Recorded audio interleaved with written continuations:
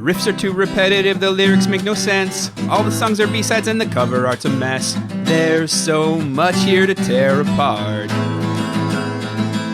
Listen to it for a week, now that week has passed. Here's Why I Hate This Album podcast with Tim and Garrett.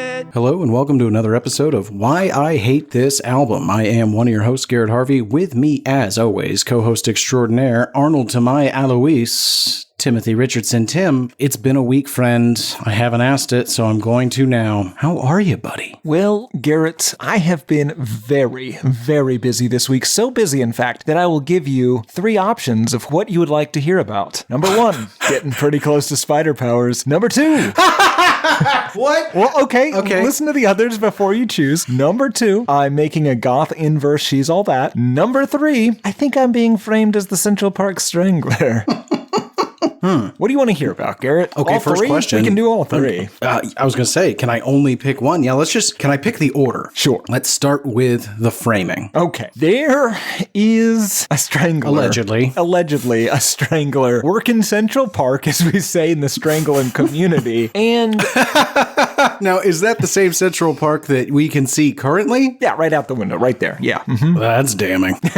All right. You know what? Let's move past that one. My point is, it's definitely a frame job. It doesn't seem like one. And what do you want to hear about next? Next, I would like to go to your reverse goth She's All That. Okay. Well, Garrett, ever since we discussed goth sex and are now definitely not a classic Bauhaus Prepisode, there has been a movie kicking around in my head. So I fired up a couple of the interns, got that, you called it a financial boondoggle, but the Why I Hate This Album film studio going again. And anyway, so it's pretty similar to what we discussed a couple weeks ago. You will not be receiving any co-author credit, but basically, the story follows a young goth lady. I've named her Salem Night Death Crow. She is attending the University of Alabama. Now, she's going there specifically because she mistook the Crimson Tide mascot as something much darker and more malevolent. Sure. Wave of blood. Right, exactly. Also didn't realize how hot Tuscaloosa is almost always. But a lot of goths... Curiously humid area. Absolutely. A lot of goths, though, have made this very same mistake. There's a whole cauldron of them there. Anyway. A cauldron. C-A-U-L? Yes. Cauldron. I always thought it was a coven. Anyway, coven of goths. She is down at spring break in the census-designated St. Lucie County, Florida place of White City. Now, why White City? God. Garrett, she assumed that based on the name, there was less sun there and people would be pale and or more gothic in nature. It's untrue. They're just descended from racists. Right. Allegedly. Anyway, the young Miss Night Death Crow is spring breaking in the horrible swamp that, while not racist, is historically not that remote from some pretty serious racism. And she's pissed, Garrett. It's hot, it's sunny, the mosquitoes are penetrating her makeup, so she holds up in a dark dive bar, and in walks a young University of Florida student, drunk, shirtless, wearing a visor. In my mind, he looks a lot like a 21-year-old Zachary Efron. I was going to say, can we call him Zach? Of course. The point is, he's hot. He's a hot dude. I didn't realize that was the point. Yeah. Okay. Now I'm on the same page. I'm not going to argue. Yeah. She ends up tagging along to Boca Raton with him and the boys. They have a good time and then end up parting ways. Sure. Graphic sex scenes. We show everything, Garrett. Really? It's basically pornography at this point. Penetrative sex. Yes. He comes to visit her in Tuscaloosa, and then we get into sort of a reverse all that type situation where, she removes his backward hat and shows him to himself in the mirror, revealing long black hair that he's been hiding underneath. Blah, blah, blah. Turns out he's been hiding a really hot goth underneath all that frat guy accoutrement. I see. Then we show even more graphic goth-on-goth sex as it fades to credits. Again, we show everything. It's funny, as we record this, our now classic Bauhaus episode has just dropped, and I have already received a torrent of things that goths do and do not do and how they do them in response to our questions on the show. The one answer I have not gotten yet, and it's early, it's only been out for 4.5 hours, nothing about goth sex. Do they procreate? Is that why you don't see goths typically till later in life? You're just not born this way. You are rather made. Well, sure, absolutely. So I think that part of the problem is that I know you've witnessed probably 7 or 8 births. Have any of those babies come out goth? No, never once. Not a one. It's always been graphic, but never gothic. Sure.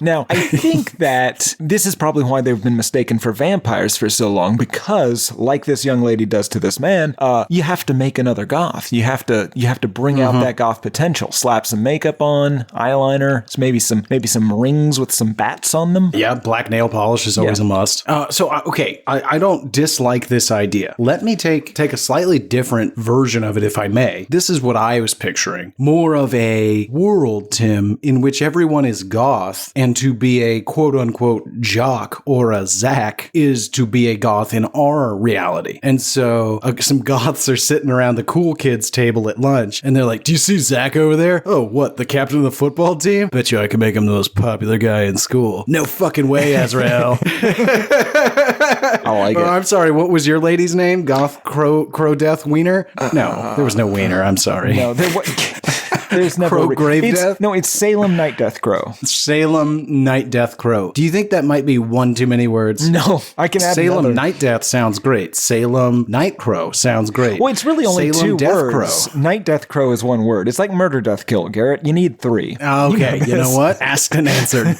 You're absolutely right. I do know this. Let's move on. Tim, let's get into spider powers. Explain. Well, one, maybe a refresher on what spider powers might be. Spider-Man powers. Oh, okay. But That more makes it easy. spidery. Like more tragically gross. spider-like. Right, yes, exactly. You get it. Anyway, the point is, I've been letting some... You swing from your rectum. Right, yeah. I don't know where spider silk comes from. I assume the rectum. It's not the rectum, but it's a gland that's very close to the rectum. Anyway, Garrett, the point is, I've been letting some park spiders that I found bite me. And again, so far, there are no spider powers, but I have good news, Garrett. Okay. I have obtained a refurbished X-ray machine from a 1940 psychiatric hospital. Oh my God. I have a lead on some edible uranium. Well, No, you don't. it's edible for spiders, No, allegedly. It's spider uranium. That's not illegal. Anyway, the point is, Garrett, I am about 3 weeks out from being able to head straight to the top of the Chrysler building. I will, of course, be a villain. You know me. Right. But I will do the city one service, and that is to catch the fucking imposter who is masquerading as the Central Park Strangler. Interesting. I'm going to strangle the shit out of that guy. If I'm reading, we'll pretend for a moment that he's a different person. Are you Here's what saying I there's heard. no one else strangling people in Central Park? Excuse me. You know what? Just go on. I have outed myself. Yeah, I'm gonna give you what I heard. You have been getting bitten recently by spiders. Yes. While crouched in the bushes of Central Park, awaiting a strangling, and you are now hoping to turn lemons into lemonade by exposing yourself to high amounts of radiation. And again, to be clear, there is no such thing as edible uranium. Okay, moving on. Stop strangling people in Central Park. I'm not. It's a different guy who is framing me for the stranglings. He's got Sure, my fingerprints okay. on like tape Sure. or something. I don't know. You better hope that's untrue. You're in the system. Oh, yeah, I am. Okay, listen, if I can't convince you or this mystery person to stop strangling people in Central Park, then stop exposing yourself to excessive radiation, or at least do so not anywhere near me. I think you at are this weeks point- away from spider cancer. At this point, I am possibly a source of radiation, friend. Oh my God. Okay, last piece of business before we get to the show. You're going to have to get a good name. If you get spider powers, you're radioactive, you're evil, the evil radioactive Spider-Man, that's too many words. How about the Spider Arachnoid. Strangler?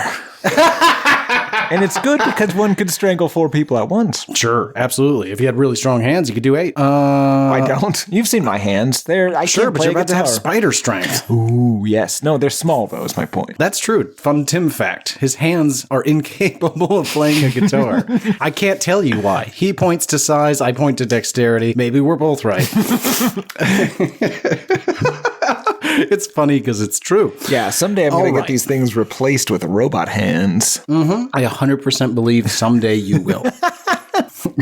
Okay, Timbo, Troubling. we've done all the catching up I can dare allow. We need to get on with the show. So I'm going to ask you, what have we been listening to for an entire week straight? Well, Garrett, it has been another spooky spookstallment of our Spookvember Spooktathlon. We have been listening to the Imagine Dragons song Cutthroat, released March 12th, 2021. Now, I will say this first. We were all set up to do Justin Bieber's Ghost. I did most of the notes for Justin Bieber's Ghost. Then I realized in doing taking those notes. We'd already done that song last year as part of our 2021 Spook April celebration, episode number 120. Go back and listen to that for a little extra spook. Is that the one with I Get My Peaches Out in Georgia? I'm 90% sure it's that one. Yeah. Anyway, I weirdly have come across that song in real life and don't hate it. I came across the song Ghost in the Key Foods on Amsterdam and 95th or 96th, one of those. Yeah. Would you get about 2 verses in before you're like, what the fuck am I singing? Oh. I got about half the chorus in before I was like, we're doing this next week. Turns out, I already did it. All right, personal shame aside, Tim, after an entire week with Imagine Dragons Cutthroat. Oh, Ed, I have to mention again, the Spookvember is not a sanctioned WIHTA holiday, just to be clear. It's Tim's own thing. I'm participating in your thing, though. Anyway, Imagine Dragons Cutthroat, an entire week with it, Timbo. I really want to know, do you hate this song? I think I'm gonna.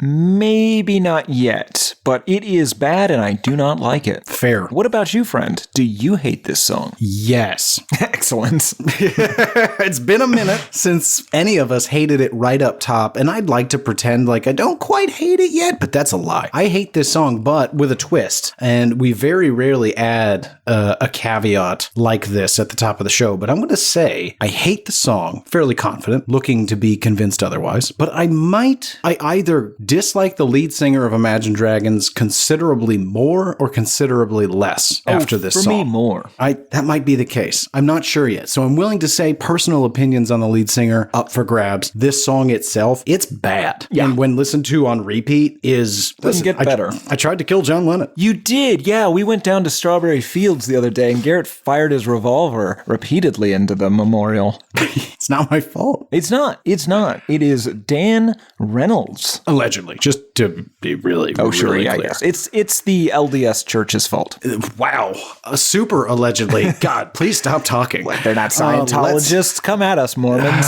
Taunting religions aside, I'm curious, prior to this week, had you ever heard Cutthroat? When I suggested it, you jumped right on it, and I'm not really sure where that confidence came from. So I'm wondering, are you secretly listening to this when I'm not around? No, it just sounded spooky to me. Are you joking? You went title only? Yeah. Wow. You called it, man. Yeah. And it is spooky. It's spooky. Yeah, no shit. Wow. Yeah, obviously we've tangled with these Mormon dragons once before. We clearly came out on top, but we have to keep fighting the good fight, especially since these fellas keep making bad music. So, And people keep buying it. Right. What about you, friend? I know for a fact this is not the first time you've cut a throat, but is it the first time you've heard the song Cutthroat by the Drags? There's a huge difference between being taught how to cut a throat and cutting a throat, Tim. I know, you taught me when I was completely unaware I was about to learn. Oh, what are all these melons for? Warn a guy. Nah, it's better if you don't know what's coming. Anyway, yeah, not my first rodeo with the dragons that Imagine. Definitely my first exposure to Cutthroat, and you might be asking yourself, how's that possible, Garrett? You suggested it. Well, I didn't. One of our listeners did. Which one? I don't know. Reach out, hatepodmail@gmail.com. I already forgot. You can also find me on Twitter, that's GHarveyTweets, or Album HatePod, or on Instagram, HatePod. So, after this was suggested, I took a look at the Muzak video and thought it was perfect. Apparently, you went on title alone, which is fucking amazing. You might be the MVP of the episode. Sorry, Gino. Yeah, Tim, you might have already won the episode. I win every episode, Garrett. You do not. You don't. You don't? You can look at me like that all you want. Anyway, before we can talk about the song, and God, I want to, it is customary here on the show for you to give us a little bit of insight into who made the song and how it came to be. But we've talked about these dragons before, Tim, so I'm a little curious. Sometimes you like to whip up something. Sometimes you just point to the last time you did the history. What do you have in store for us this week? What is the journey you are going to take us on to understand who Imagine Dragons are? Completely redid the history, Garrett. Oh my God. Did you really? I did, yes. Let's get into it. Garrett, should I be impressed shut your or face. furious? Just be quiet. Garrett.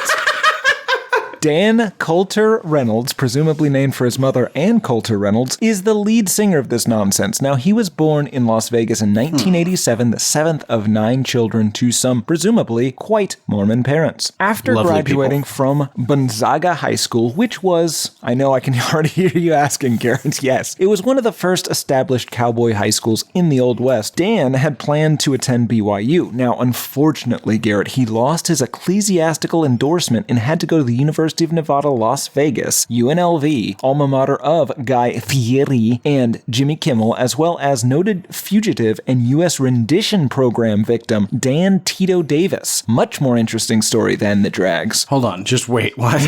So he lost his ecclesiastic sponsorship? Well, Garrett, it was ecclesiastical endorsement, yes. What is that? But what is an ecclesiastical endorsement? I hear you asking, the notes say. I mean, I also asked, why did you give yourself away? I basically just tweeted, this is insane. You wrote them. I wrote out both parts for us today, all right? Shut up. But you didn't show me mine. I know. It was to anticipate what you might say, so I'd have snazzy And then I comebacks. said it, but then you... This is amazing. This is amazing. You have a brain thing. Yeah. Also, I'm wondering just how much of what you say truly is scripted. It's all of it. It's all of it. How's that possible? How do you know what I'm going to say? Garrett, I worked with Nathan Fielder for about 10 years before I met you. I guess so. It's Anyway, terrifying. Garrett, Anyway, ecclesiastical endorsement. Apparently, all students applying to BYU, similar to, you know how the service academies, your West Points, you have to have like a senator or congressman or whatever's like letter of recommendation? Mm-hmm. Right, so if you're applying to BYU, you are required to have an ecclesiastical endorsement, or possibly just did in the early 2000s. I don't know. But it's a religious recommendation by a clergy member, which must be completed and maintained to be enrolled and to stay enrolled. Well, apparently, Danny casually mentioned to an LDS bishop that he had sex with his girlfriend, admitting to be a sinful monster, and he basically got himself kicked out of BYU. wow. Okay, let's pause right there. Kind of awesome. Yeah, How'd you get kicked out of... I got kicked out of college for bucking. Yeah, but see, here's the thing. Why did he tell his bishop? Oh, yeah, you tell that guy everything, Garrett. You drinking buddies, he knows you're having sex, he just doesn't know, girlfriend stuff. Huh? The problem, though, is that when people ask you that, they're like, whoa, that's awesome. You must have had really crazy sex in like a really public place with like, I don't know, what's cool, 10 people. And, to get kicked out of school, but then you're like, no, I went to BYU. And they're like, oh, like, so it's like a handy, cool. Also, don't they have that like magic underpants? I don't know. Last time we did Imagine Dragons episode, we got a lot of helpful LDS information from our listeners. Don't remember a word of it. So That would have been some history to pull together, but true. Yeah. Anyway, hoping to regain his status in the community and school after his monstrous act of lust and sin with what sounds like a real harlot. At 19, he volunteered to be a missionary, and he went to Nebraska to share the good news of Joseph Smith and whatnot to Nebraskians. The first time we discussed these fellows, I think, again, we had all these people that told us all this stuff about like these mission trips, and I think you're not necessarily, you get to recommend where you go, but you don't get to say you don't actually have a say. Yeah. You could be going to Cambodia or Kansas. Right. But anyway, I think that the level of adventurousness to even like accept a required mission trip 2 states over is well represented in the music here. Yes, this is going to become weirdly, I don't know if I want to say pious, but religious. I for sure. disagree. I'm going to say violent. Anyway, this whole ploy worked, Garrett. He got back into BYU after only 2 years in Nebraska. Unfortunately, while at BYU, he did catch ulcerative colitis and ankylosing spondylitis while there, Ooh. probably from a toilet seat, or at least that's what he claimed to keep that sweet BYU spot. Interesting. He could have been stuffing something in his pooper. I want to ask, when you said he had to have the religious endorsement, Ecclesiastical endorsement, yes. excuse me, you didn't say it, but I assume it must be a Mormon clergy member. You couldn't have like a rabbi endorse you. Definitely not a rabbi. I assume A Muslim Mormon. cleric. Yeah, that's probably better than a rabbi. Yeah, probably. Because I guess Jesus is in their book too. Yeah. Having put the idea of premarital sex completely behind him, Danny excelled academically and also started a band called Imagine Dragons, the name of which is an anagram known only to members of the band, similar to Why I Hate This Album. It's an anagram. Is that what you think? It's what I know. When I came up with the name of it, it's an anagram for something I'll never tell. Okay. Anyway, this is a cool thing to do with your buddies. Now, I looked up various anagrams. I found Go Sing in a Dream, Ragged Insomnia, A Mean Rigid Song, A Dream Gig No Sin, which we know is not true, Age Randomizing, Diagnose Ingram, Mariano's Edging, I like that one, Adoring Images, and God is in the Manger. Now, all of these are terrible. Every bit of this is irrelevant unless the true name is Mariano's Edging. Why? That's a funny name. Who's Mariano? I don't know. Some guy they knew in college that used to like to edge. Why would you tell someone that? He can't finish, Karen. Otherwise, he'll lose that endorsement. Well, I don't. Hold on. You're allowed you still to finish. No, you still finish. You don't. You prolong it. Not if you're doing it right. Oh my God. Just goes back inside you. Does yours ever go inside? Okay, you know what? I'm good. No, that's not what I mean. The band I will probably be calling the Drags exclusively won a Battle of the Bands competition, and then Danny left college to pursue music full-time after future guitarist Daniel Wayne Sermon, real name apparently, although he goes by Wayne Sermon because Dan Reynolds won't let him use his real first name. Real name, right. Cold dibs on all Dans. Right. Wayne told him he shouldn't get into music if he wanted to do it, only if he had to do it, and apparently Dan did. Now, Wayne Sermon was from Utah and was a member of the LDS Church, but he went to Berklee College of Music instead of BYU because, in his words, not mine, he liked that hot poon too much to maintain an ecclesiastical endorsement. Again, I cannot imagine those are his words. His words. Possibly Garrett's words. Definitely not mine. They also had a Can drummer. we at least say paraphrased? Yes, the hot poon part is a direct quote. You've never said ecclesiastical because you can't. Now, I didn't say any of these things. I want to be real clear. They also had a drummer named Andrew Tolman in those early days and a pianoist named Aurora Florence. They moved to Vegas and started playing as a lounge act. Then in 2009, Dan noticed Pat Monahan, lead singer of Train, and allegedly, Garrett, super allegedly, slipped him the old Mickey. Now, to be clear, nope. What? He drugged him. Explain. He slipped something in his drink and drugged Pat Monahan. Allegedly. Now, with the band Why? Train incapacitated, the Drags were called in to perform their slots at the Bite of Las Vegas Festival and got to perform in front of 26,000 people. I see. Yes. I see. Okay. Glad we threw the allegedly in there, but probably accurate. Yes, they recorded a few EPs and then ended up signing with Interscope Records, released more EPs, and started work on their debut album, Night Visions, which was featured in Why I Hate This Album's very own episode number 61, Stone Cold Classic. Maybe. I haven't heard it. Right. Who could? Yeah. Now, the first album, the one we talked about, it was just mostly stuff from those previous EPs. Nothing new here. They are experts at just milking shit. Night Visions was released in 2012. It did amazingly well. There were multiple diamond-selling songs, Grammy Awards, whatnot. The album itself sold quite well. If I remember correctly, we did not like it. They, again... Yeah, not so good. Right. They milked this for as long as they could. They did a 200-plus show tour, and then it became obvious that they were just milking it. So they made a New Year's resolution to just create music and finish it when the band feels their work is done. It's what everybody does. During this time, Dan also released an EP called Egyptian with his wife Aja Volkman at some point around this time. They released some singles from a new album, Battle Cry for that Marky Mark Transformers film, Warriors for some Hunger Games ripoff movie, and some online video games, etc. Then they released Smoke and Mirrors in 2015. It immediately hit number 1 on the Billboard 200. They toured on that as you would expect. They did a bunch of concert films, live stuff, acoustic stuff, whatnot. And they released a song for the well-regarded films Suicide Squad with a bunch of rapists and Passengers. Now, small side note here, I did commission them to do a song for the Why I Hate This Album Film Studios remake of Passengers. It was not cheap and it will not be used. Oh my God. Yeah.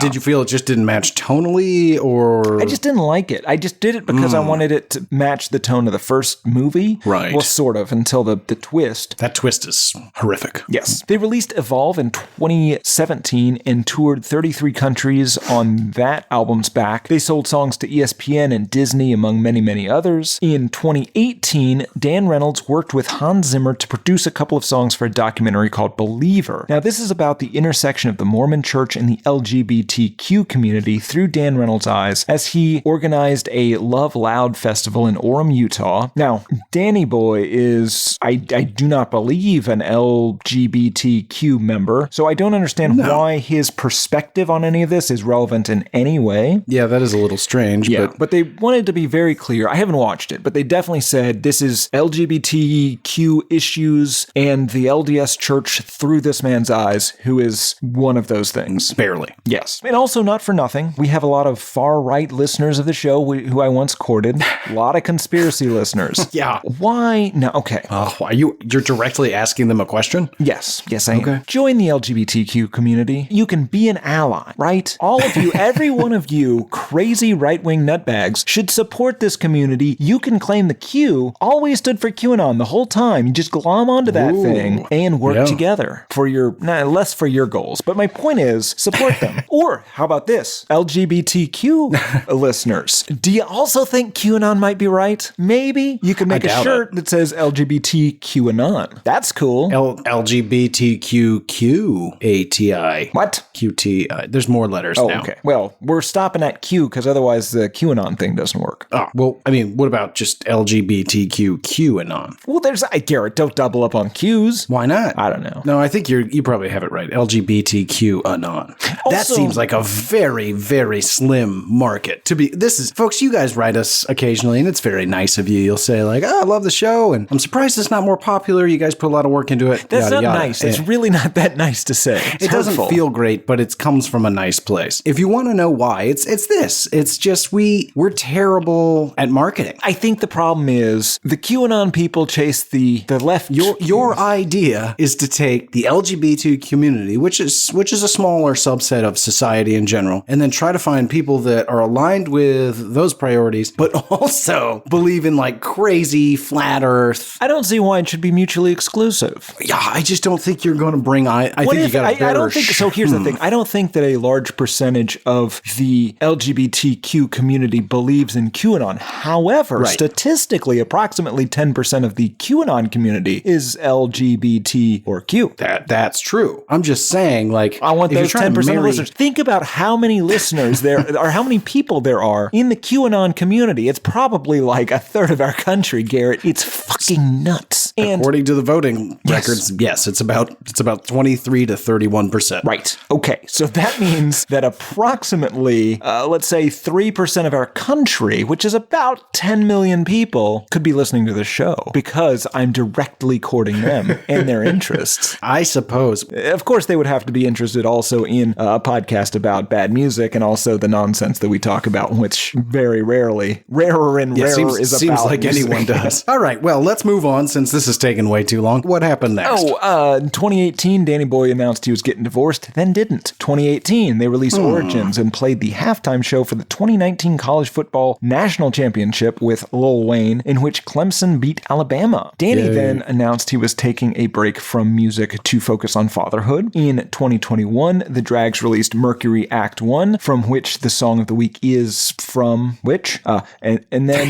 in 2022, they released Mercury Act 2. Also somewhere which in does there, not have this song. No. Somewhere in there, Danny began describing himself as non-Mormon and is getting divorced again, I think. And I think that I guess it's not again. Sure. Well, he's getting divorced again. He just didn't get divorced the first. He's in the process again of getting divorced. There it is. And I believe that last little bit is going to be super important to this particular song. At least the music video, in my opinion. No, also the lyrics. Spoiler alert.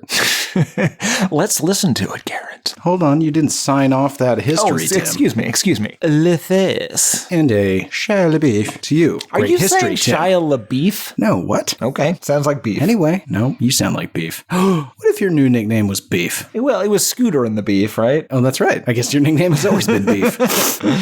Great. Anyway, you're right, Tim. Okay, great history. Were you not the Beef? I've always felt more like a Scooter. God, I wasn't going to pause on it because, my God, we need to move on. But now that you have, we might as well just pull on up to the curb and have a chat. Yeah, I do think you're Scooter in that situation, and I am pretty beefy. You are beefy. Garrett is, he's mostly shoulder muscle. It's like deep. It's not the glamour muscles, though. It's something else is in there. He's like honestly, beef is a good thing. He's like a side of beef. Now, here's a question, Tim. Should we change the dynamic? So in that case, Scooter and the Beef, obviously you're Scooter, I'm the Beef. What if it's beef and onions? then I feel like you're beef and I'm onions. Absolutely.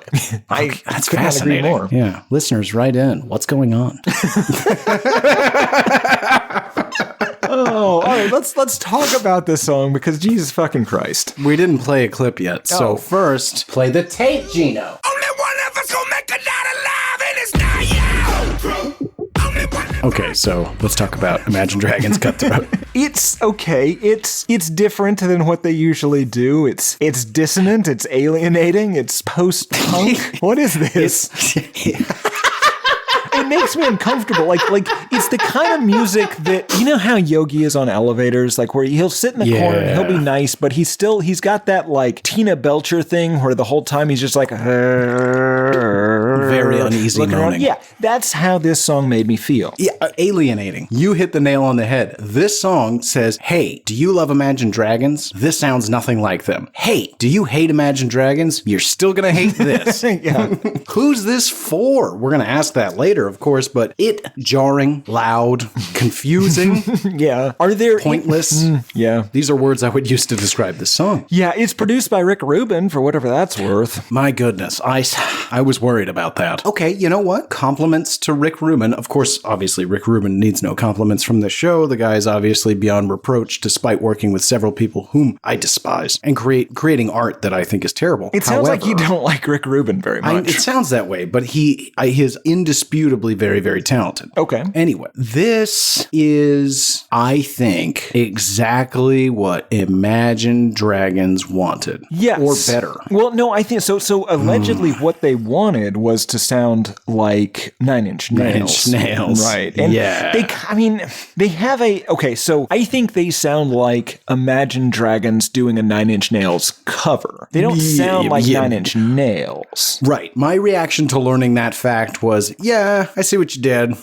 No. And that's kind of all I can say is like, okay, I see what you wanted to do. And, you know, maybe we're being too critical here, Tim, because, and we're going to be way more critical in a moment and it'll be justified. But just on the 9 Inch Nails inspiration, that's so hard to get over. Saying that 9 Inch Nails was the inspiration for this is, first of all, don't say that. Second of all, if you're going to say that, then you've got to commit harder to the industrial sound. However, I want to cut him a break because if it really did sound like 9 Inch Nails, I think we'd have a bigger problem with that than this. Probably. You should also cut them a break because they might not have ever heard 9 Inch Nails. They might have just been like, because they were raised good Mormon boys, you see, except for the sex. But as soon as he got over the sex, like they were right back to all, you know, I don't know, book learning and ties on black ties and white shirts. The bicycle helmets while they're walking is my Backpacks. point. Backpacks. No logos. Oh, definitely not. Do not. And the point is, they may not have ever heard any of like that early 9 Inch Nails, like the 90s stuff. So it's possible that they've heard maybe some more recent stuff, but then they'd heard recently that 9 Inch Nails was a popular band. So they went to Rick Rubin and said, hey, let's sound like that. What do they sound like? And so Rick Rubin just sort of like hummed a bit of it to them. And they're like, got it. Let's do that. Or he was just like, I can try. You guys don't sound anything like them. They might have just played a normal Imagine Dragons style song, and then Rick Rubin did his very best to make it sound like 9 Inch Nails, and kind of, he got like 70% of the way there. Yeah, and while still like without completely ruining the fidelity of the music, like you can still recognize it as human voices. Yes, it's like, that's the best we can do. Now those human voices are almost exclusively screaming at me, and I don't care for that. Oh God. Okay. We're going to talk about the screaming more specifically, but suffice it to say, Tim, and we've dealt with a lot of screaming in a lot of different varieties. Your classic, week, for example. What was last week? Toadies. Good screaming. Oh, yeah. Great screaming. We don't usually get great screaming. We usually get your emirs, etc. What were the guys that wore masks? Didn't they scream? Slipknot. No. Now, Slipknot does not care for this band, Garrett. Slipknot. Weirdly, that's Corey not who Taylor. I meant. Oh. Remember the guys that wore like the Jabberwocky masks? Oh, yeah. I don't remember who that was. Fuck that. Nobody does. Fuck those guys. Yeah, let's stick with Korn. I'm sorry, Slipknot. Well, why does Slipknot hate Imagine Dragons? I think they sound like Nickelback, which I don't think they do, but I think they occupy the same cultural place that Nickelback did for a while. Agreed. Stick around, folks, for fascinating Nickelback music news of the weird later. Oh. Yeah. So many Very connections. interesting. Yep, it's all one thing. Okay, Rick Rubin produced, which as the years go by means less and less. Now that we've said the Nine Inch Nails piece, of course, people will hear it and they'll go, okay, yeah, I see what you're going for. Why is befuddling? When I suggested this song, Tim, the word I used was confounding. Do you agree? Yes. Both in content and style. Yes. But I mean, I did figure out exactly what this is about, so. Troubling to hear you say that. The very pieces and parts of this, before we get into the lyrics themselves, synths, drums, organ, piano. Yes, there is a guitarish version of this on the YouTubes, but meh. Yeah, it's like the live version. Yeah. That go fuck itself. All right, let's get into it. What do you say? He kicks things off with, I've been waiting patiently. I built this tower quietly. And when my well of Wellbutrin is running dry of serotonin, I can say things I don't mean. Or maybe it's the truth in me. I feel it building, bubbling up. My time is up. First of all, let's pause there. They do a Metallica tick, tick, tick, tock kind of thing there, and that can go Yeah, he fuck does. itself. Yeah. But more importantly, Garrett, this is a song. So he is, while writing or possibly performing or whatever this song, recording this song, he is going through what is about to be potentially a divorce with his wife. There is marital disharmony, to say it very, very nicely. Now, Okay. I think this entire thing is about having to spend time with what he perceives as his ungrateful wife during COVID. He's trapped in the house with her. Garrett, he has built an empire. His tower patiently and methodically has been built through this band. But now he has to live in it with that woman, and his antidepressants, or maybe smoking running cessation out. aids, yeah, they're just not able to keep him from yelling at her. But he is yelling truths because he That's is right. fascinating. Maybe, okay, because we know that they were going to get divorced, then they weren't going to get divorced, and now it's back on, baby. It really could be a situation of like, we're fucking done. COVID-19 is killing people in record numbers. You know what? I don't know what we're thinking. You and I, we may have our differences, but I see what's more important. Now we got to make it work, lock it down. And as you said, 12 months, 18 months into that lockdown, no matter how nice that tower is, it's back to, oh, I remember, I'd rather die than be with you. Yes, or divorce is back as on. we will learn in just a few minutes, I would rather Someone kill else you. might die. So he's about to go through antidepressant withdrawals, which, as I understand it, isn't going to make him a lot of fun. So it might actually be worse than that, Garrett, because Wellbutrin, other than being an antidepressant, is also well known as a smoking cessation kind of thing, right? Right, yeah. It's possible that not only is he having to deal with his, and these are his words, not me, bitch of a wife, maybe he's also quitting him saying smoking, and the one thing keeping him from smoking has run out. Does he know that? What do you mean? Like, does he know that his Wellbutrin that he was taking for his depression was also helping him quit smoking, or is that just a happy side effect? Well, he might not be depressed. He might hate his wife and Oh, he's also be taking trying it to quit just for- smoking. Yeah. I see. Fun side note, if you take Wellbutrin to quit smoking, you will have insane dreams. Don't worry about that. You're fine. You're fine. You don't need sleep. You need healthy lungs. That's more important. Stick with it. You can just go with the patch if you don't want to take something. Still get the crazy dreams. Oh, yeah. And then you'll just dream about smoking for the rest of your life. It sounds a lot like a very boring dream, but it's the best dream you'll ever have. If you're a former smoker, it is. Absolutely. Just every night you get to go to that place where you get to do the one thing you want to do. That's it. It's like the most adult virtual reality on the planet. Yeah. I just want to smoke a cigarette and not die. Oh. Not me. But also you. Oh, sure. Yeah. Who doesn't, Tim? If you were ever a smoker, you know it makes you look cool and it's delicious. Although, honestly, when I walk by somebody smoking, never once am I like, ooh, yeah. If you walk by somebody, let's say it's at a restaurant and somebody's like smoking on the patio and it's kind of far away from you and you just get that barely whiff of it where it's ever so, so you know somebody like within 30 feet of you is smoking, but you can't quite place which direction it is. God, I need a cigarette. Yikes. Get you some lozenges later. So, as Tim said, he might just be crabby because he can't have his cigarettes because he says things he doesn't mean, or maybe it's the truth in him. He feels it building, bubbling, my tick, tick, tick, time is up. What I find fascinating about that, well, fascinating's a stretch. What he's basically saying is like, hey, I might say some mean shit. It's just because I'm in a bad mood. Or maybe it's not. Maybe it's because I fucking hate you and I'm just finally sick of trying to hide that fact. Two very different situations. Yes. Song continues. I'm so misunderstood, but I live for this. My money's good, and I came to win, so step on up, and I promise you. Now, throughout that verse, the words miss, Oh, God, yeah.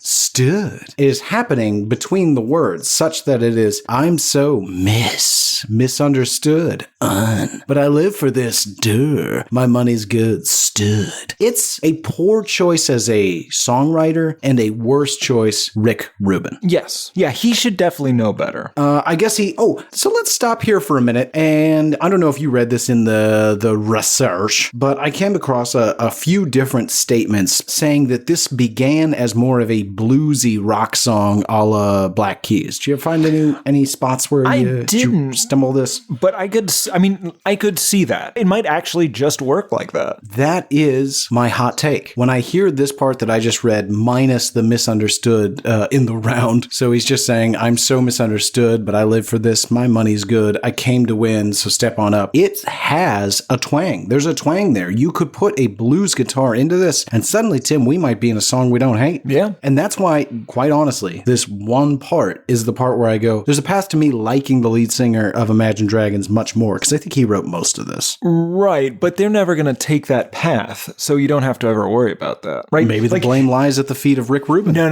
Although, Because you remember all their other music? Oh, yeah. Yeah, the Rubinless music. Radioactive. Yeah. Here's the problem. You're right that he could be better. He chooses not to, both for money, which I can't really fault him for, but also it seems to piss us off directly, specifically. So, no. Well, we're going to get into more of that here in just a minute. Let's continue on. Are we at the chorus? Yes. Great. This is where the screaming begins, isn't it? Yeah. Okay. Only one of us gonna make it out alive, and it's not you, Cutthroat. Only one of us. Only one of us gonna make it out alive, and it's not you, Cutthroat. Only one of us gonna make it out alive. That is screamed at a level, a pitch, a tone. I don't know what the right musical oral word for it is. I had to lower the volume, Tim. I pull out the earbuds. I can't stand it. Yeah, well, it's also because it sucks. That's not helping. Is that what it is? I mean, it's not helping. But yeah, so either he or his wife is going to die by one of the other's hand before COVID is over. You're 100% right, because I'm going to be honest. I came to this episode very confused who he was fighting, who he was battling, who was in his tower. Was he firing out of the tower? Was he fighting himself? Is it a tower of shame? This is the only explanation. He's living with a person who he hates, and he's going to kill them. Yes. Now, again, for our younger listeners, that's a bit of a false premise. COVID or not, you can just leave. It doesn't have to be some sort of death spiral. Absolutely it can be, not. though. It can be, if you want it to be. If both parties, listen, you're two consenting adults. Whatever you want to do in that house is all nice and legal until... isn't. No. It is until one of you dies. And again, as long as everyone's consenting. Maybe we're not talking about the same thing. I'm talking about murder. Yes, that's how it ends. But I'm saying up until the point when somebody dies, technically illegal. As long as everyone has consented. That's very important. Make sure everyone consents. I feel like you're talking about some sort of weird choking stuff. I've been making my Gethsemane since I was young. My ancestry was marching martyrdom across the plains of Utah. I can't lie. Now, okay, he also does shout Radadada-dumbla in there. Ignoring that. I was marching martyrdom across the Radadada-dumbla plains of Utah. Right. What? Radadada-dumbla, as far as I can tell and as far as the internet can tell, completely meaningless. I found a quote directly from the lead singer, and he said, I was just making a drum noise. He's an idiot. Well, great. He's not that. I can't lie. I've been played by powerful people who get their way, but I in time will climb my mountain. I in time will rise. Now, here's the thing where it might be about something else, Garrett. I assume you're familiar with Gethsemane, right? Yeah, some sort of garden that Jesus gathered his disciples at before being betrayed. Right, it's the garden at the foot of the Mountain of Olives in Jerusalem where, according to canon, JC was arrested. So you've got Jewish imagery. Then, I've been played by powerful people who get their way. It's possible that this is about the music industry and he's complaining Kanye-like about the Jews. Just throwing that out there. It's possible. It also might be about how much he hates his wife and how he will persevere and he will end up killing her before she kills him. Or it's about the Jews. You got to stop saying the Jews. Even you're in no way defaming the Jewish people, but just the way it comes out, it doesn't sound good. I think think it's my German heritage, and I apologize. But, well, I really had no defense of that. I can't lie, I've been played by powerful people. Up until you brought up this new theory, I was like, who are these powerful people? Now, I could say he could be comparing his wife to Judas. You know, she betrayed him, but he will rise again. Could be. He is comparing himself. It's his Gethsemane, right? He is the one who is being betrayed by the Jews. Fucked me. You could say the Roman soldiers. Yeah, but that's not who the people blame. No one's out there yelling at Italians for their role in the death of Jesus, Garrett. That's interesting. How'd they escape that? Garrett, they blame the Jews. Oh, right. Sorry. You and your wacky religions. Okay, moving on. I think we should. We get the pre-chorus and chorus again. Super pathetic musical solo. We'll call it an interlude. Why not? And then begins the outro. And then begins the endless screaming. Tim? Why don't we pause right now and play a little bit of this outro? Hold on, before we do, I think that's a great idea. I want to say that, so let's not forget that. But before we do, I'm staring at these lyrics. We got our computers up here. Those of you who found the feed, find the feed. Can see us. We've always got our little computer full of notes here. I can't lie. I've been played by powerful people who get their way, but I in time will climb my mountain. I in time will rise. When was this song released? Was it post episode 62? Yes. Is this an answer to our episode? Is this an answer to our show? Is Imagine Dragons talking to us? We're the Jews. Okay. I have no problem with that, I think. I think we all just heard a real honest answer from Garrett. I don't know who I'm offending. The Germans, I hope. Oh. That's usually best. Anyway, no. Also, can I just back up a minute? Since I was young, my ancestry was marching martyrdom across the plains of Utah. To be clear, Jesus was never in Utah. No. Or was he? We just kind of hop, skipped, and jumped right over that nonsense. It's just par for the course with these Mormons. Yeah. But just so he knows, like, that didn't happen. Anyway, I can't lie. I think we're the powerful people, not the thing you said. Interesting. All right. I mean, listen, more bands should have made response songs to us. Get on it, John Gourley. I know you're making a bunch of nonsense that's mostly about Mad Magazine now. Fucking write a song about us. Oh, that'd be amazing. How, I could have sworn they had an album coming out. Did that not happen? I don't think so. Maybe. They had that live thing come out that was not bad. Yeah, it was more than not bad. It was good. Anyway. It's better than bad. It's good. It's Pog.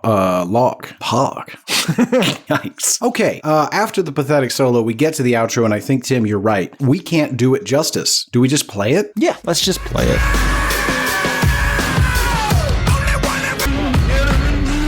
Now, we turn that way down. Way down. Cutthroat! Jesus. Only one of us, not you. Cutthroat! Only one of us. Get on my knee. Get on my knee. 8 more times. Cutthroat! Get on my knee. Cutthroat! Get on my knee. Cutthroat! Get on my knee. I kind of like this. Cutthroat! Get on my knee. That's the end of the song. Get on my knee. Yeah, I'm into this. And that's the end of the song. What is this about? It's about not so quietly fantasizing about murdering your current spouse. And the Why I Hate This Album podcast. Right. You know, and usually we answer say to us. Don't at people. Why don't you ask this guy on the internet if this song is about us? Yeah. Is it a direct response to our unimpeachable critique of his album? Again, we have not listened to it since, I don't know. Since we recorded it. Right. Years ago. God, it was years ago. We are coming up on an anniversary for the show. We're coming up on an anniversary for us. 20 years next summer. We should get 20 years of friendship shirts. We should get 20 years of friendship rings. That we could wear so people would know. That say friendship. Well, I don't know if they have to say anything. To be clear. I know. I do. Mine's going to have like a diamond on it, I think. Are we allowed to pick ours out? Mine's more just a plain metal band, I see. All right, Tim. Yeah. I'm okay with this actually, dynamic. You know what? That brings us to the music video, Tim, and this is one of those instances where I am very excited to talk about it, maybe more so than the song. I'm not sure how I feel about this music video. I appreciate the effort, but I'm also incredibly confused at why they fail to connect the dots in such significant ways. I think it was an attempt to throw his wife, the Jews, and this podcast off the scent. Can we abandon one of those in the list? No. Can you say it differently? I mean, I can whisper it. Okay, let's try this. It was probably in an attempt to throw his wife the Jews. And That's so much worse. Oh my God. We may bleep that. Even though everyone knows what you said. well, those are the best it was- bleeps. That was Tim. Don't ever do that again. I don't believe you have any ill will towards the Jewish people in any absolutely way. don't. No, but when you said that, I did. You asked me to whisper it, I think, if I remember correctly. You came up with the whisper plan. I vehemently tried to stop you. I asked you to stop saying the Jews. Oh, now you got me doing it. It's fun though, right? It is. Anyway, Garrett, this music video starts off with Olivia Munn seeming like she's trying to look like Megan Fox. Is that what's happening? Yeah, or possibly, what's Rodriguez? What's that Disney lady? Oh, Michelle Rodriguez? Yeah. No, not Michelle. Selena Gomez. Thank you. You understand why I messed that up, right? Absolutely. That's on me, friend. Yeah. Right. So- yeah, Olivia Munn trying to look like one of those two people. Your example's closer by far. Megan Fox. Or possibly, oh no, that is Megan Fox. Never mind. I was going to say that freak that Machine Gun Kelly's dating, but that is Megan Fox. But yeah, so it begins with her in a car in the desert with a DMV driving test guy. Lying dead on the floor. Right, but we were assuming Blood he's dead. pooling around him. And then we kind of Tarantino our way back through the rest of the story. Right. Well, we jump back to the beginning where... Well, it's also, we should say, it's intercut with this band in a warehouse and this jackass is screaming into a camera. Oh, okay. Let me get way more specific for everybody, just in case they didn't get a chance to see it, because it is confusing. We jump to the beginning of the story. Olivia Munn goes to the DMV, pulls a number. She sees that she's number 99. They're at number 2. Yeah. The band is playing in a picture like an office building that's been stripped of everything, including like wallpaper and carpeting and windows, just empty holes for some reason. And the band, in my opinion, save for the lead singer, looks pretty bored. Yes, he is not bored, though. The lead singer is, well, let me just tell you exactly what he's wearing. Sport coat, no shirt, boxers, no pants. What? And I mean, he's it is exactly jumping what I'm around wearing like right a maniac. now. Yeah, absolutely. And I wasn't going to ask Tim, is that for the show or just a new thing, or not a new thing, or just your typical No, it's for the show. I don't... underpants jacket combo? Right, but it's usually a hoodie. Sure, but listen, you walk around in a hoodie and underpants on a level that is enough that if you were to switch to a jacket, I'm not even going to ask. I'm just going to assume you have a date. Yeah, I would put pants and a shirt on for a date, Garrett. I'm not an animal. I disagree. Anyway, and I should be mentioned, what's this guy's name? Dan Coulter Reynolds. Dan. Dan is jumping around and screaming like a child. Yes. Like, he's at an 11, the rest of the band is at a 2. And that doesn't really change, so we won't mention them too much more. Let's get back to the Olivia Munn story, though. This is bizarre. So we cut back to Olivia. She's at the DMV. The DMV is spooky. Have we mentioned that? It looks like some sort of small town in New Mexico, perhaps? Yeah, it looks like it's going to break out in...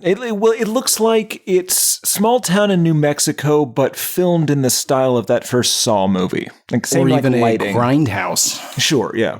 Yeah. And then, okay, so then after she fills out her paperwork and she has this super long wait, and then our old buddy, Adrian Martinez of mail order wife fame, plays a DMV employee who takes Olivia's photo, gives her the quick old eye exam. Watch that movie, I think. I'm not sure. I said he looks like a Todd Solondz character, but yeah. I mean, he literally is Adrian Martinez No, I know. of mail order I know. wife fame. I know.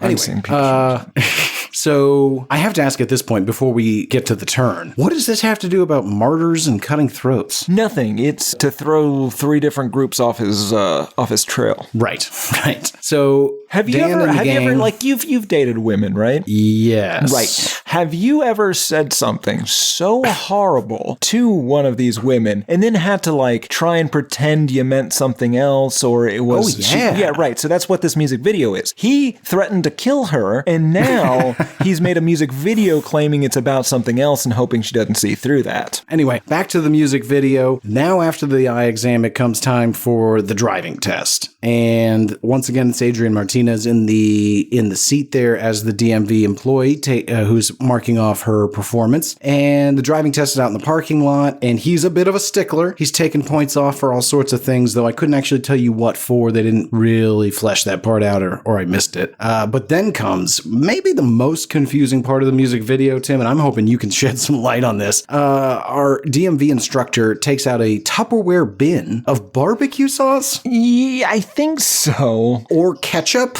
It's... which he eats with a spoon. Yes, it's the worst spaghetti I've ever seen. Oh, God. Folks, if you're putting ketchup on spaghetti, just eat your spaghetti with nothing. Yeah, maybe a little olive oil, some seasonings. Well, sure. Well, yeah, but anyway. Finally, after a couple minutes of this guy shoving sauce in his mouth, a fly...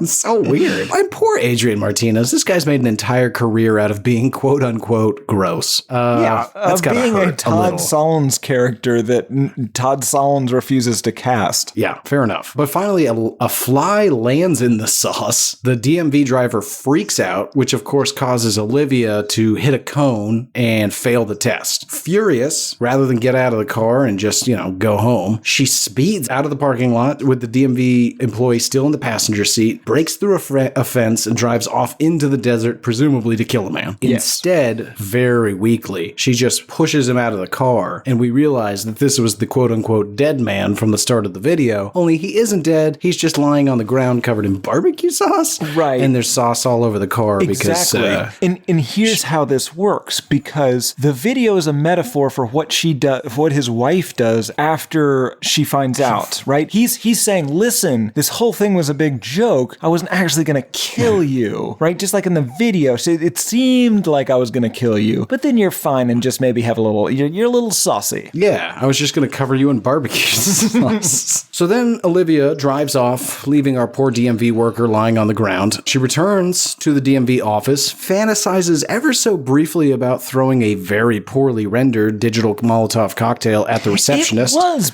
yeah, okay. Yeah, very confusing. But instead, just gets her license, which has lyrics from this very song written on it instead of information. Gross. La face. Tim, how did this do? Well, this wasn't a single, so I don't really know, but the album it comes from hit number 1 on the US Alternative chart, number 9 on the Billboard 200. It was a number 1 album in the Czech. It also made it to number 9 on the Norwegian VG Lista, number 17 on the Swedish Sverigetopplistan, and number 6 in the Dutch. So the Dutch probably know all about this and don't need another Creative Records dropped upon them. Yeah, stop dropping. I've had a phone call from the king of the Dutch. They have a king? I want to go see the Dutch. God, I want the Dutch. God, you love a good monarchy. I've heard they're the tallest white people in the world. What does that matter? I don't know. I want to go. Here's the thing. I am a medium at, it doesn't matter. I'm not gonna. Hey, you know what? If somebody's listening for the first time, between your Jew whispering and your sudden eugenics-like fascination with tall white people, I'm uncomfortable. And this is year 5. Right. So what I'm saying is Don't stop saying it. 10% of the far right that is also LGBTQ should listen to this show and give us 5 stars. But I'm not courting the far right or the alt-right. Not anymore. Not anymore. I did for years before I realized what those people were up to. Yeah, you really brought a plague onto the show. Yes, several. Took a lot of 5 stars to overcome the 1 stars from the people that were angry that we did not agree with their very conservative opinions. It's not nearly as bad as the reviews for the Nazi podcast, the separate podcast I have where I do not watch movies and then talk about them anyway. Yep, the NOT space SEE podcast.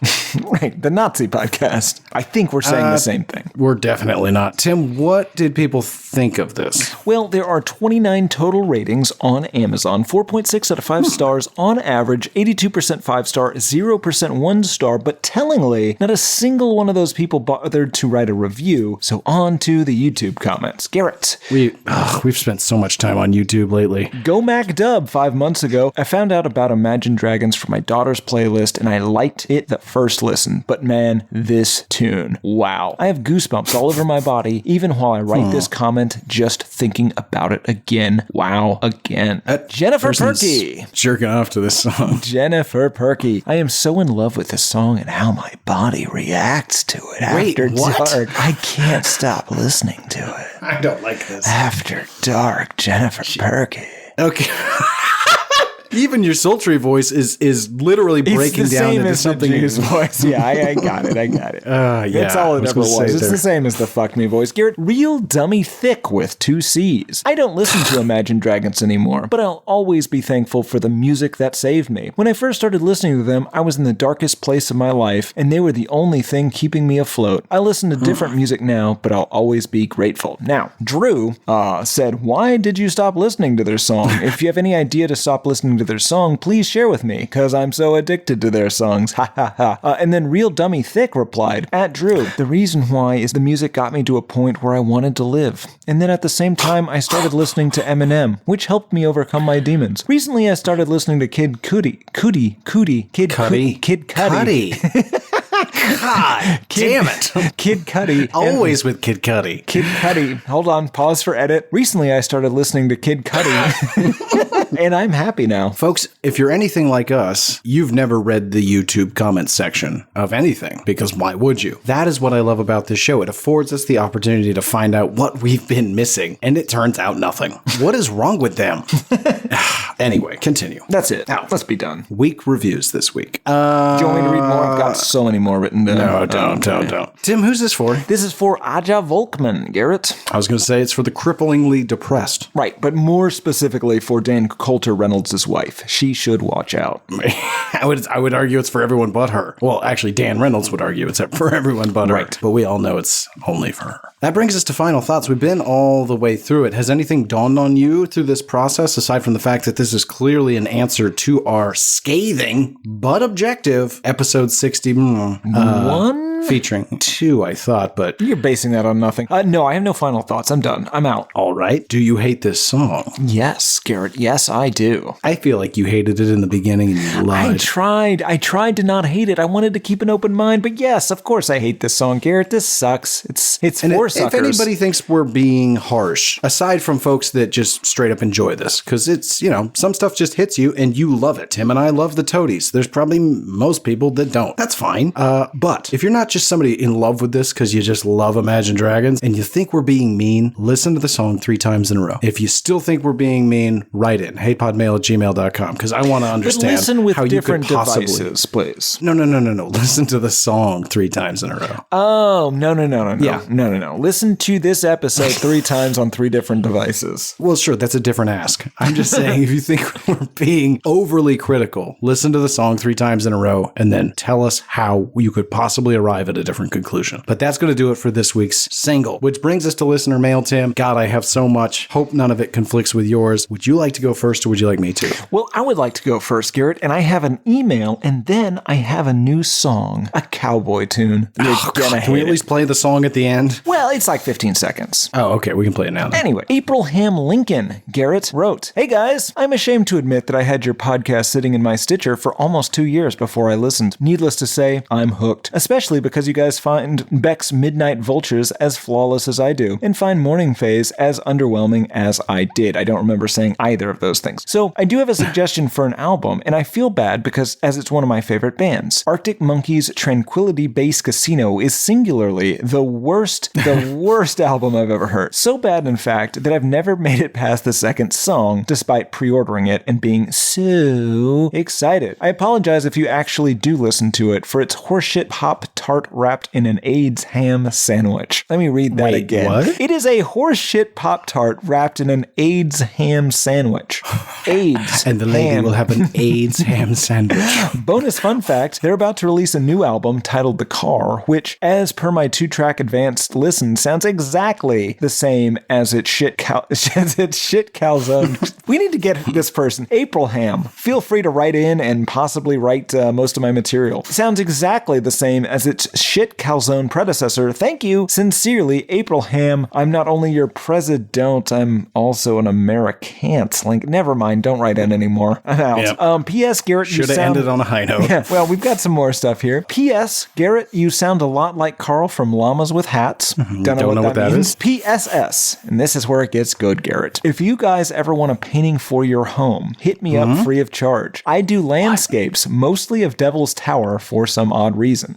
Aprilham, I absolutely want a painting of Devil's Tower. I love Devil's Tower. I lived atop Devil's Tower for 1 year. Don't tell people that. It's true, but don't tell them. Fair enough. But yeah, we will accept your painting. Yeah, we really will. We really, really will. And if you would paint us other things that you, in your own personal opinion, you think is not as good, but we would still love anyway, we'd like those too. Yes. Send us all your paintings. Yep. Well, I'd like a painting of my face. I'd like a painting of my dog's face. Oh, paint our dogs. Paint our dogs and the Devil's Tower to remind me of where I once lived for 1 year. You've said too much. Anyway, Garrett, before I get into the song from Bobby Meyer, the cowboy tune, what listener mail do you have? My email is from someone who gave me their real name, but then signed the email Ocho. So maybe they meant to say, Ocho.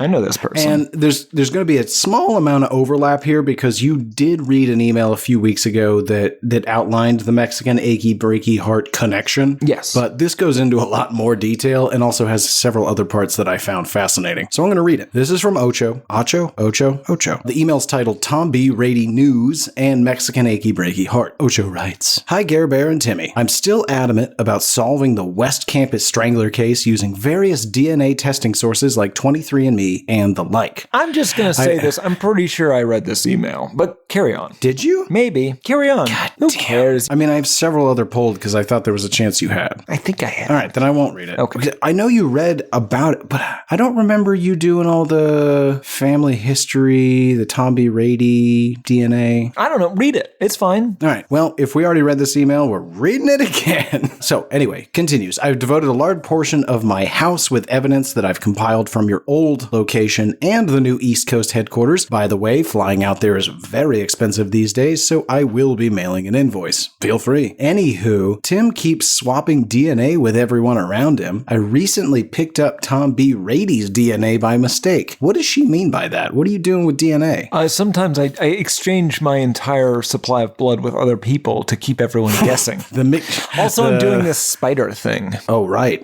You're doing all sorts of biological experiments. Real biohacker these days. Yes. Ocho continues, I'm now being questioned on how I managed to receive DNA from an NFL star, of which they assume I broke into the quarters of famous Tom Brady. I explained this could not possibly be true because this is DNA from our very own Tom B. Rady, a common mistake. They really need to get it together over there. Switching names and assuming someone is a famous NFL star just because their family history is almost identical is very unprofessional and gets us farther away from solving the West Campus Strangler case. Now, of course, Tim, what she's saying is much as Tom B. Rady has what some might call a comically similar last name to Tom Brady, we all know that when you have a very similar name to somebody else, you also have a very similar genetic code. I think so, yeah. And you may be the same person. Right. Wait, no. Definitely two very different people. Sure, they look strikingly similar. Their names almost the same. But I'll mind you, completely different. Tom Brady and Tom Rady couldn't be more different. I mean, it'd be like calling you Timothy Ditcherson. Just because that guy exists doesn't mean he's you. Now, have you gone by Timothy Ditcherson? Of course. Did we learn that ultimately in that case it was you? Yes. Bad example. But in this case, Tom B. Rady, very different man. Recent Texas A&M graduate. That's and fair. Buccaneers enthusiast. Yeah, he's super into them. Yeah, that's all very fascinating and damning. Yeah, if I were you, I'd be very worried. It seems like this person is bet and determined to solve the West Campus Strangler case. Let's just not solve it. Why don't, listen, everyone likes a good open mystery. Yeah, you could be this generation's D.B. Cooper. Garrett. I really like that. You are also last generation's D.B. Cooper. You're D.B. Cooper. I am 80. This incredibly long email continues. God damn it. On another note, the Mexican achy breaky heart is something I was hoping would be brought up as soon as I knew you both were covering that song. I knew you both were covering? You don't have to say both. It's implied we're both covering. Continue. I knew you were both covering that song for Prepisode 73. I was a bit concerned throughout the episode that it wouldn't come up because I assumed Timmy missed it while doing all those days of research on Bret Easton Ellis. Yeah, you didn't talk about this. Thank God for the good folks on YouTube for bringing it up an alarming number of times. I am Mexican, so I can say firsthand, yes, there is a dance that is done at basically every party that a Mexican throws, weddings, birthdays, etc. Quinces. They shorten quinceañera to quinces. I didn't know you could do that. It's hard to spell. Love it. It is. Looks like quinces. No, it is not B-ray size version of it, but there is a Spanish version of it for some reason that is unclear. And yes, there is a dance that somehow all of us know and the whole room gets up to do it. I can't even remember learning it, to be honest. Maybe it is ingrained in our blood. It has always been a little thing us Mexicans do, and I have absolutely no idea why it is a thing, but it is. Unfortunately, I may be banned from Mexico if I share it with you guys through email. However, if you are invited to a Mexican party, I can almost guarantee you will all hear it, and only then will you be able to see it and maybe even participate to become honorary Mexicans. There's also another song that always plays immediately after that song, which also has its own dance, and nobody knows why. Which brings up my last topic. Will you guys ever consider doing an album in a different language? Might be interesting to do and go through the English translations because they're always a little off. Loving season 2 so far. Hope the New York rats aren't too vicious on you guys out there. Ocho. That sounds like a lot of work. I don't want to do that. We would last not part. do that. Yeah, okay. I would say we would not do that. We might do a song. Yeah. We could do a song. We did that. The D-Antwords. They did some non-English stuff. No, I took Afrikaans tutoring for 3 weeks. Oh, we used to put in way more work. Whoa, so much more. Yeah. Great email, Ocho. Okie doke, Timmy. Before we move on, you're going to play a Garrett, song. new song from Bobby Meyer. Gather around, y'all. This is why I hate this album podcast. Manhattan cowboy, Texas garden. Yeehaw! Great stuff. Terrible, terrible stuff. Anyway, Garrett, what news of the weird do you have us for today? Garrett. Tim's having a stroke. Garrett, music news of the weird time. We have a new jingle. Well, it's the old jingle. This was created by Coltrain McQuarrie. Probably a made-up name. Music news of the weird. There's the jingle. And Garrett, news. Tell us. Go. You. Now. Tim, in Rats Love Lady Gaga news. God damn it. Mine started in if you like Lady Gaga's music, you might be a filthy rat person news, but carry on. Ah, that's pretty good too. I would have stuck with you might be a rat. In a recent study, it was determined that rats can recognize and move to the rhythm of a beat, according to a University of Tokyo study published in the peer-reviewed journal Science Advances, a lesser scientific journal, but still one of note. It's good, come on. It's good. It's lesser, though. It's pretty good. Lesser. Let's look up what the... You keep reading your story. I'm going to look up what the impact factor is. Okay. Up until this study, only humans had been thought to innately possess this ability, according to the University News' release. Researchers played Mozart, Lady Gaga's Born This Way, Michael Jackson's Beat It, Queen's Another One Bites the Dust, and Sugar by Maroon 5 for rats and measured their head movements before comparing their results to the humans who participated in the study. Fascinating. They played the music at 4 different tempos and found rats best synchronize their head bops to music in the 120 to 140 BPM range, which is pretty much exactly what humans do. So, not only can they bop their head, but they'll do it in sync if you play it at the right beats per minute, which I think is why the Lady Gaga was the perfect fit. Right, it's about 124 maybe? Oh, I don't remember offhand. Science Advances is a good journal. It's not a bad journal. Nobody said it's a bad journal. I just said lesser. Yes. Yeah, and all this to say is that cancer remains largely incurable. Right. But head bopping rats, pretty adorable. It's true. Tim, what news about animals being adorable do you have for us this week? This is Morrissey being adorable news. Garrett, we really owe Morrissey 2 to 3 episodes news. Morrissey recently played the Greek in Los Angeles this past weekend. Before you go on, can I just say mine began in stop supporting Morrissey news? That's fair. His band played 9 songs of his set, but then he left because he was cold. He said, "As I think you know, it's extremely cold. Can you tell? I can. However, we will steam on. Where to? Who knows?" Minutes later, he left the stage in what seems to be a classic Morrissey huff, and one of the band members had to come back on to apologize to the booing and jeering audience, saying, "Sorry, but due to unforeseen circumstances, the show is not going to continue. Very sorry. We'll see you next time. Apologies. Notably, the temperature was in the mid-50s. Guess what? Not unforeseen. He pulls this shit all the time. Stop supporting Morrissey! Yeah, there were a bunch of tweets from people that were just like, well, my mom was right about a Morrissey concert. I'm going to go ahead and say it, Tim. I'm going to lose a lot of listener support right here. Don't care. Smith's wildly overrated. Absolutely. We should do a Morrissey single and a Smiths episode. Album. Yes. Put it on the schedule, Gino. Dead asleep. Okay. Garrett. Garrett. Oh, no, it's your turn. Garrett, that was a pretty good story. Do you have a better story? I do. Oh, is it about Roberta Flack having ALS? No. Oh, thank God. Thank God. Gino keeps writing that up on the whiteboard. Really Yeah. bums me out. Roberta Flack, we wish you the best. In Aerosmith has hepatitis C news. No. Oh, God damn it. God damn it. Totally got me. Well done. Good stuff. No. It turns out Nickelback was actually a goof this whole time news. Oh, what? This is wild. Yeah. Recently, the band gave an interview to WRIF, which I assume is a radio station, and Nickelback frontman Chad Kroeger said that his band's hits were written very tongue-in-cheek and weren't meant to be taken seriously. And then everyone did, and Nickelback became huge. He said, quote, "When we recorded, you look so much cuter with something in your mouth. I mean, these songs, you guys play these songs on the radio. I think it's hilarious. And anyone who thinks that we take this band seriously is hilarious because we're literally just four goofballs sitting there going, can you imagine if they played this on the radio? And then you guys played it on the radio." No, I think this is revisionist history. I don't believe this. Well, that's the big debate, Tim. He went on, quote, "I think that there's been some misrepresentation of this band over the years. We'll be in a photo session and we're doing this photo shoot and we're just goofing off. And you've got all these great candid shots of us laughing and fucking with each other and,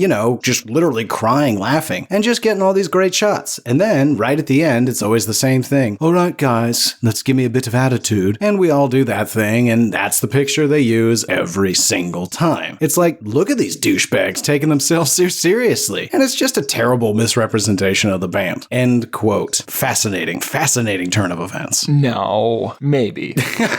I love it. You just flatly are denying it. You're like, nope, you were serious. Fuck off. Yeah, I think that he's read the room and realized that everyone hates him, but maybe people would like him if he hated him. Again, I have to ask the question. When he says things like, I think there's been some misrepresentation of the band over the years, is he literally referencing the WIHTA episode about this band? Quite possibly, but we represented them very well, I thought. We were fair and balanced. Was Nickelback Human Clay? No, that's Creed. You're thinking of Creed. Yeah. I don't remember what Nickelback is. Look at this photograph. Yeah, but I don't think we did that album. Oh, maybe we didn't. But we did Nickelback. We did do Nickelback, yes. And then Cougarin popped up on one of our Spooktacular episodes too. Probably. And the Spider-Man soundtrack. A hero can save us, not gonna something. Yeah, no one's gonna tell me that that's tongue-in-cheek. Bullshit. No, that's 100% serious. You know what? You're right, Tim. I'm on your side. You won me over. Listeners, write in, hatepodmail@gmail.com. Is the crew trying to rewrite things, or was it always a goof the whole time and everybody just kept giving them money? Tim, what other news do you have? Kesha had sex with a ghost. Did you hear about this? You know about this? That's old news, right? Oh, okay. I could be wrong. Never mind. Yeah. Old news. Gino. It's old news. Push-ups. Taylor Swift nabbed all 10 spots in the Billboard Hot 100. I don't know, man. yeah. I don't give a shit. You know what? I think we hit all the music news of the weird this week. Let's bring this baby home. Tim, I'm excited. We are about to announce something very, very special, and I'm going to let you do the honors. What album are we about to listen to for an entire week straight? Well, this album goes out to a very special listener, a loyal listener. Well, really a viewer, because he listens/views on the YouTubes. This is Dasheridge's the album he wants us to do forever. Finn, who also sent in a song which we did not play this episode. We will get to it probably. We're doing 21 Pilots' Blurry Face. Now, here is the conundrum, Finn. You're going to hate this episode. This is going to be your least favorite episode because you've built it up in your mind so much, and we're going to just do what what we usually do. We're gonna talk shit. Might be great, but for you, it probably won't be. Yeah. Okay, Finn, we're doing it. Yeah, it's happening. Blurry Face. My name's Blurry Face, and I don't care what you think. That's all I know about that. What? Yeah, that's in the song. Here, let me give you a Stressed prediction. out. I'm gonna hate this fucking album. Jesus Christ. I might not. I know a little bit of this album. It was during I was going to say one of the worst years of my life, but that's not true. I'm now ranking my years. It's like the 11th worst year of my life. Tim, I've had some bad years. Yeah. Anyway. Yeah, I think you're going to hate it. I think I'm going to have way more patience for it, and that's going to make you mad at me, which makes me pretty happy. So might be a good suggestion already. But you'll have to tune in next week to find out. And before we do, as always, we like to wrap up by asking, probably way too late in the episode, if you could, please give us the 5 stars. However you listen to this, if there's a way to show people that you like it, please do that. And you can find us on all the places that podcasts podcast. We're Album Hate Pod on Twitter. I'm G Harvey Tweets on Twitter. Hate Pod on Instagram. We got the subreddit there. We got the Discord server. That invite is, I think, a pinned tweet in our feed, so you can find that there. And I think that's about it. We'll be back next week. Thanks for staying patient while basically Tim was gone, then I was gone, then Tim was gone, then I was gone. That's how that works. And we'll be back next week for Why I Hate This Album. I have been one of your hosts, Garrett Harvey. I have been the other, Timothy P. Richardson, and on December 10th, 2016, Garrett Coulter Harvey said, I've actually been part of 3 of these ladies' societies. Oh, yeah. Daughters of the American Revolution. Name 2 more. Fabulous Ladies Club. Name 1 more. The Fort Worth Rotary Club. It's all true. God damn it. Adds up.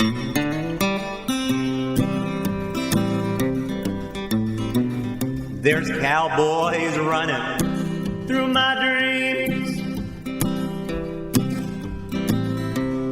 Nothing's quite the way it seems. I joined the Navy, got kicked out in a week. My facial features aren't distinct.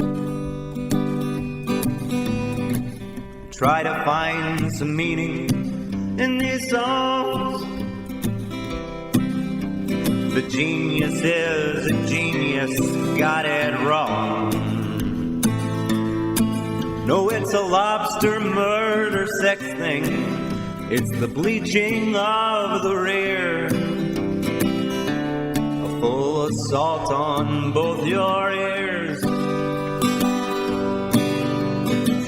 The riffs are too repetitive. The lyrics make no sense. All the songs are B-sides. The cover art's a mess.